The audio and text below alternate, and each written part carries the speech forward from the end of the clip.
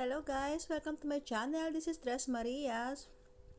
So I opened my first gift for Valentine. So I don't know what inside. Then when I open, it's chocolate. So sweet. Yummy yummy chocolate. Thanks for watching guys.